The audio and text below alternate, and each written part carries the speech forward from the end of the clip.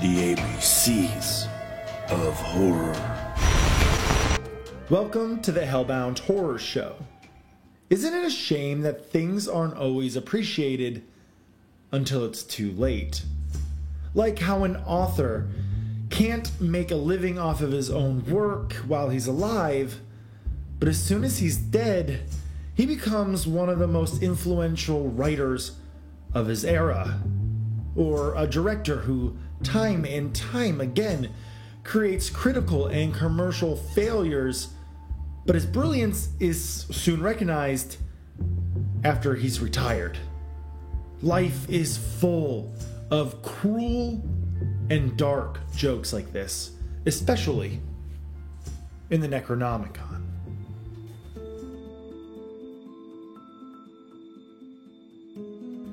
John Carpenter's In the Mouth of Madness. John Carpenter is noted as a horror icon and one of the greatest horror directors of our era. However, outside of Halloween, most of his films have been critical and commercial flops. In the heart of his career, John Carpenter has been underappreciated for sure. A lot of his horror films had a hard time making back the money that it took to make them. For a while, Halloween was his only claim to fame. It was the only extremely profitable movie that he made that was also critically and commercially successful. Time has rectified this quite a bit. Movies like The Fog and They Live are now cult classics, and his remake of The Thing is sometimes regarded as the greatest horror movie that was ever made. That is extremely high praise for a movie that flopped hard. The Thing was such a massive failure that John Carpenter was almost done in Hollywood completely. The only film offered to him was the adaptation of Stephen King's Christine, and good thing John Carpenter took that film, as it got him back on his feet. John Carpenter was such an underappreciated director during his heyday, so it's really interesting to see how fans completely adore him today. If anything, he's overappreciated now more than ever. Still, Carpenter has plenty of horror films that are widely underappreciated still today. Two of his most interesting, in my opinion, are his follow-ups to his Apocalypse trilogy. His Apocalypse trilogy are 3 horror films that all share a similar theme, and that theme is the end of days.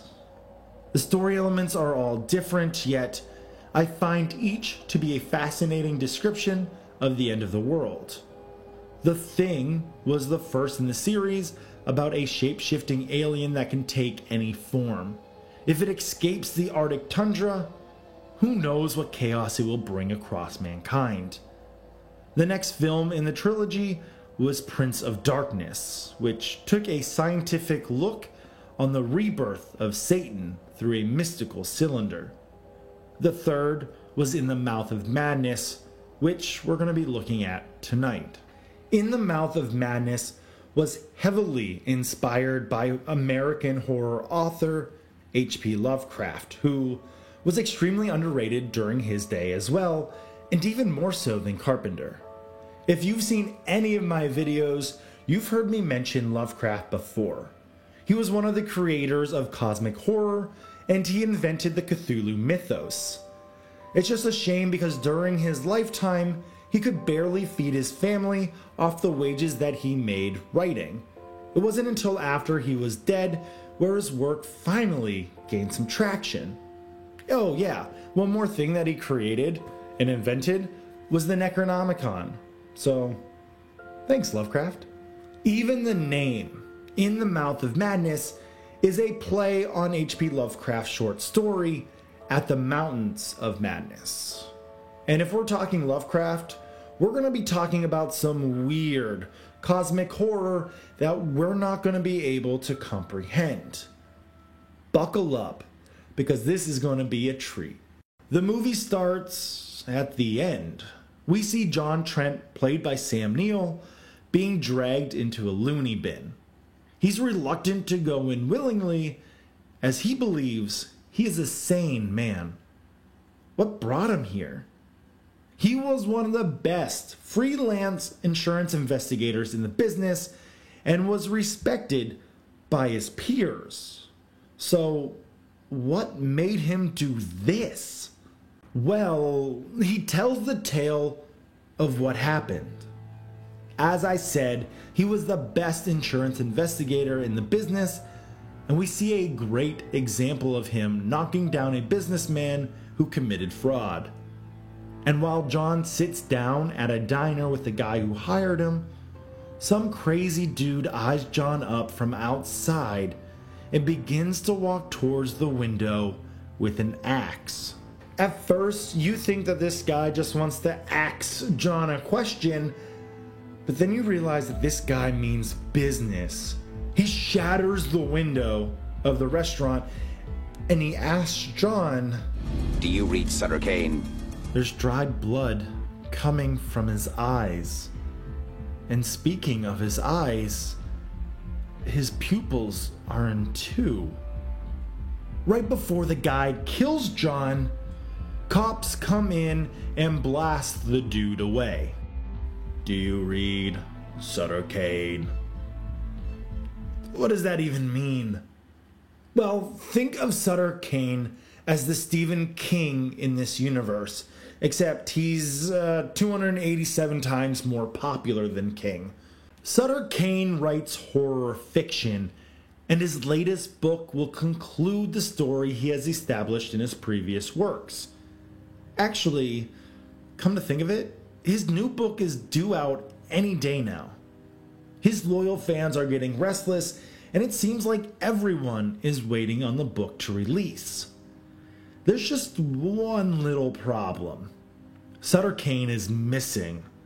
So, the book company hires John Trent to find Kane. No one has seen or heard from Kane, well, except that Kane did send the first few chapters of his book to his editor. So what happened to his editor? Well, his editor, the only guy who read some of this book, was the guy with the axe. Do you read Sutter Kane? John Trent smells a scam. He believes Kane has quote-unquote disappeared just to garner attention to help promote his new book. John loves busting a fraud, so he's all in. The book's publicist accompanies John on his journey to find Kane. But where do they begin? John decides to read all of Kane's old work to find a clue. All of Kane's stories take place in Hobbs End, which is a made-up town in New England, as if the Stephen King signs weren't obvious enough. By using the book's covers, John is able to piece together a map to get to the fictional Hobbs End. This place doesn't exist though, so where does that map go? John and the publicist Linda travel by car to find out what the heck is going on. Here we get foreshadowing hard. But since we started at the end of the movie, we already know that this is mostly true. She talks about how reality, our perception of reality, is whatever the majority believes. A reality is just what we tell each other it is. Sane and insane could easily switch places if the insane were to become the majority. You would find yourself locked in a padded cell, wondering what happened to the world. So, this is our first major clue of how John winds up in the mental institution. Somehow, the majority of the population has gone insane. After some interesting incidents, John wakes up and they have magically been transported to Hobbs End. They don't know how they got there. It's here that they realize that things are not as they seem. Everything is how it is written in the books, from the hotel, to the town inhabitants, to the Gothic black church, in the outreaches of town. This is where the story starts getting really weird and very Lovecraftian. We finally get to meet Sutter Kane. At first, he was a normal writer, but then he heard voices. Voices of the Old Ones. The Old Ones began to slowly seep into his stories, and in his latest book, the Old Ones will be realized into the real world. Whatever Kane writes now becomes reality, and he can write people in and out of the reality in which he perceives.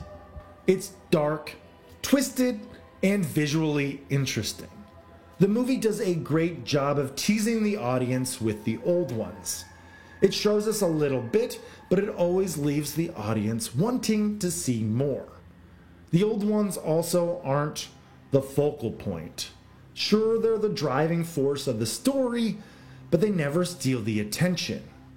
And that's all I'm going to say about the story, as you should watch it because it's a pretty great film, although you're going to have to watch it maybe 2 to 3 times to piece everything together. It may not be the most well-made film, it's not the best written film, nor is it the best directed film.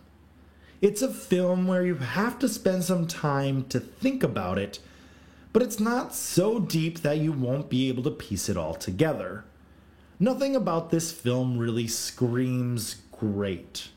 However, it is entertaining, and there are some fantastic concepts or images that may stick with you. It's also fun to note that Sam Neill does a fantastic job and brings a bit of weight to his character. If you're a fan of cosmic horror, Lovecraft, John Carpenter, or just underrated horror films, then this movie may be for you. It may not blow you away, it may not scare you, but there's something about it that may just pull you in.